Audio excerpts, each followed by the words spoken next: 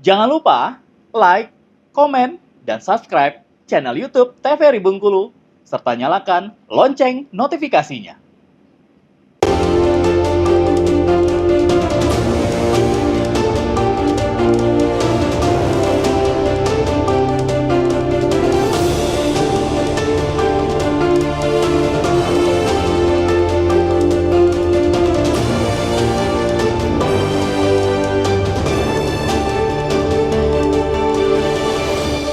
Baik pemirsa, kembali di Berndo TVRI Bengkulu untuk edisi hari ini tentunya, dan masih bersama saya Karo Fahmi, dan tema kita peran media dalam pengawasan pilkada dengan narasumber Danang Sanggabuana selaku Dewas LPP TVRI Bengkulu, dan juga Bapak Albert Ronaldo Thomas selaku Ketua KPID Bengkulu. Nah, kita kembali ke Pak Thomas lagi nih. Kalau tadi kita sudah berbincang dengan Pak Danang tentunya mengenai pengawasan pilkada untuk LPP TVRI Bengkulu nih ya.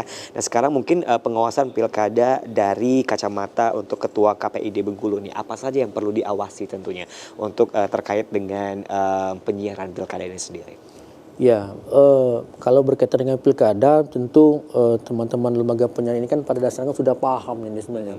Ada aturan baru, Pak Thomas? Regulasi, segala macam. Ya, kalaupun ada aturan baru, tentu kami akan sosialisasi langsung. Jadi biasanya kalau iklan di TV maupun radio elektronik itu 21 hari terakhir itu kan. 21 hari terakhir. Terakhir untuk pencoblosan, kemudian masa tenang, baru hari H seperti itu. Nah, jauh-jauh hari kami pasti kalau ada turunan dari KPU Pusat atau PKPU dan sebagainya, tentu kan kami panggil, kumpulkan seperti tahun kemarin berkaitan untuk Pilpres, kami kumpulkan semua lembaga penyiaran, baik televisi maupun radio, mensosialisasikan kembali. Ada atau tidak ada peraturan baru yang berkaitan dengan penyiaran, maka kami wajib untuk mensosialisasikan terhadap lembaga penyiaran seperti itu. Nah, terkadang lembaga penyiaran ini nakal dalam tanda kutip lah seperti itu kan. Ya, nakalnya bukan berarti yang signifikan atau seperti apa, melainkan seperti 10 spot per hari itu durasinya 30 detik, ada yang lebih seperti itu. Nah, ini yang menjadi persoalan-persoalan yang sering kami tegur lembaga penyiaran tersebut kan. Nah, tadi disinggung juga berkaitan dengan TVRI. Saya pikir TVRI udah bagus ya. Saya harap TVRI ini sebagai role model ataupun lokomotif dari lembaga penyiaran lainnya, menjadi acuan lah, kiblat untuk dalam proses pemberitaan dan lain sebagainya seperti itu. Tadi juga sempat saya sampaikan bahwa lembaga penyiaran ini seperti dua belah mata pisau, ya ini sangat penting dalam memberikan informasi-informasi akurat, berimbang, sehingga masyarakat bebas dan tanpa intervensi pihak manapun. Tadi juga disampaikan oleh Pak Dewas berkaitan dengan pengawasan cek fakta seperti itu. Nah, saya pikir menarik hal seperti itu dipersilakan. Saya pikir bukan hanya TVRI saja, tapi lembaga penyiaran lain juga harus seperti itu, baik televisi maupun radio kan. Nah, karena televisi maupun radio ini seringkali menjadi wadah untuk mengklarifikasikan informasi-informasi yang menyesatkan ataupun yang viral ataupun tidak benar di luar sana. Jadi untuk masyarakat juga saya pikir televisi maupun radio ini masih relevan lah, sangat relevan sampai sejauh ini untuk dipercaya seperti itu. Walaupun tadi disampaikan bahwa ada lembaga penyiaran televisi ini maupun radio juga pemiliknya adalah ketua-ketua partai seperti itu kan. Tapi kan sedikit banyak walaupun masyarakat yang menilai condong ke sebelah sana, condong ke sebelah sini dan sebagainya, tentu masyarakat udah cerdas ini. Masyarakat bisa menilai, oh ini tidak benar, oh ini tidak benar. Sehingga sumber informasi tersebut ya beralih ke TVRI untuk mencerna ataupun mencerdaskan masyarakat, oh inilah informasi yang sebenarnya seperti itu. Oke, baik. Nah, selama ini pernah ada kasus untuk yang namanya pelanggaran terhadap pengawasan pilkada dari media sendiri, Bang? Ya, untuk televisi ada beberapa waktu lalu ya, waktu Pilpres, itu berkaitan dengan belum saatnya kampanye seperti itu. Belum saatnya kampanye, kemudian juga ada masalah durasi juga kita telah sampaikan, kita telah tegur karena kan berdasarkan aturan teguran pertama tertulis ya, kemudian kedua, ketiga, kemudian dan lain sebagainya itu kita laksanakan. Dan untuk radio tidak ada, sejauh ini tidak ada, cuman beberapa waktu lalu ada iklan obat kuat lah seperti dalam tanda kutip, itu yang kita tegur karena berkaitan dengan bahasa juga dia pergunakan, kemudian waktu juga bukan jam yang sesungguhnya, mereka putar jam pagi, siang, sore, malam dengan narasi yang begitu vulgar. Nah, ini yang kita tidak benarkan, maka kita panggil klarifikasi terlebih dulu, kemudian kita tegur, kemudian alhamdulillah sampai detik ini tidak ada lembaga penyiaran yang melakukan pelanggaran baik berkaitan dengan iklan-iklan dan juga berkaitan dengan pilkada. Nah, ketika nanti sudah mulai tahapan ataupun ini kan banyak juga kontroversi nih, kan belum DCT misalnya seperti itu, maka regulasi yang ditetapkan atau yang ada sebelum DCT tidak jadi persoalan. Misalkan ada salah satu paslon incumbent misalkan iklan, misalkan bukan iklan sih maksudnya, yang sudah lama lah, kegiatan lama segala macam, mungkin ada hal-hal apa seperti apa, mungkin ya disiarkan oleh televisi segala macam. Nah itu banyak yang kritik-kritikan masuk. Nah kita sebagai KPI ya bingung juga ini bagaimana. Cuman kan di satu sisi harus netral segala macam. Cuman di secara aturan sebelum ditetapkan daftar calon tetap itu tidak dipersoalkan karena berkaitan dengan Pilgub saat ini kan cuma ada incumbent satu nih, satu kan tidak seperti itu. Nah itu saya melihat masih ada iklan-iklan yang yang incumbent ini di televisi segala macam kan. Nah ini juga dapat sentingan dari masyarakat, kok itu udah daftar segala macam, kok ini juga segala macam. Nah sebagai regulasi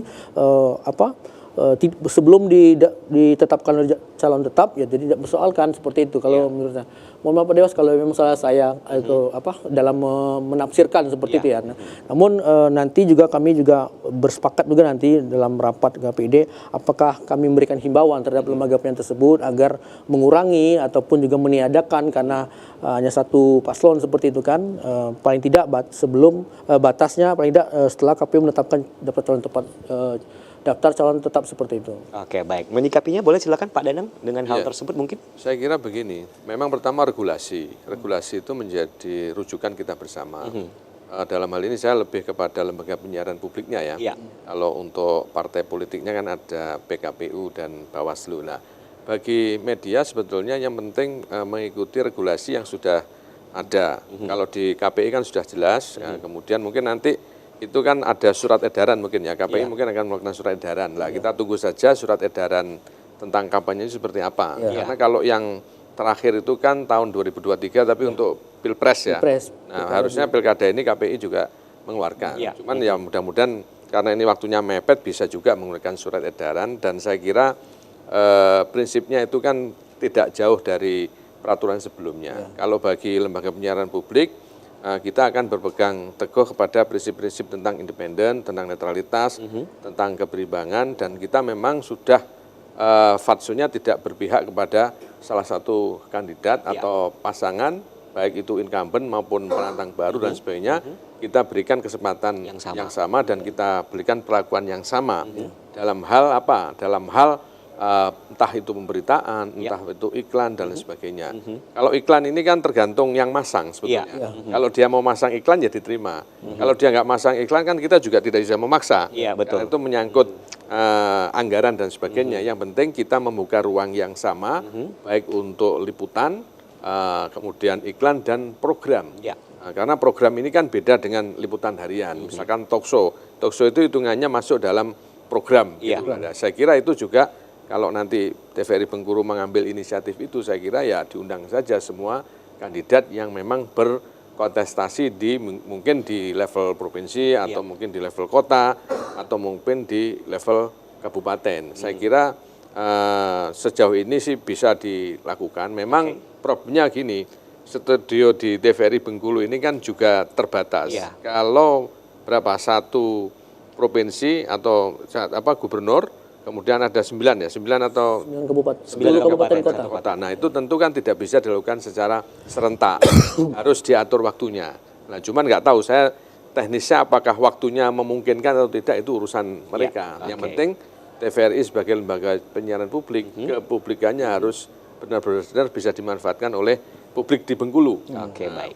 Juga di provinsi yang lain. Kalau nasional kan juga sama, karena kita ini kan ada di seluruh provinsi ini, Mas Thomas. Nah, sama KPID juga ada di seluruh provinsi. Nah, saya kira bisa saja KPID juga bisa bekerjasama dengan TVRI dalam hal ya literasi lah, literasi tentang media lah. Di dalamnya ada literasi tentang istilahnya kepemiluan, tentang pendidikan politik dan sebagainya. Itu juga bisa dilakukan, Mas Thomas. Misalkan berupa program talk show atau program-program yang lain yang menghibur, kemudian juga memberikan unsur pendidikan dan ilmu pengetahuan. Saya kira media kita kalau untuk urusan itu sih untuk urusan kepublikan terbuka luas bagi masyarakat yang ingin membutuhkan informasi atau dia ingin hadir dalam situasi yang situasi yang membutuhkan perhatian publik. Nah, juga kita ini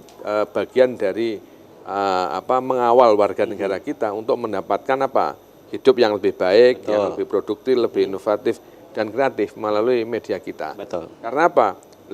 Oke lah mereka untuk membuat media cukup membuat akun, tapi kan tetap terbatas. Iya. Kalau di TVRI ya tinggal Anda tampil di sini, jutaan orang bisa menyaksikan, tergantung feedbacknya mau diapain. Kan begitu kira-kira. Oke, baik. Pak Danang dan juga Pak Tos, kita akan jeda iklan terlebih dahulu. Baik pemirsa, tetap bersama kami di Berndo TVRI Bengkulu.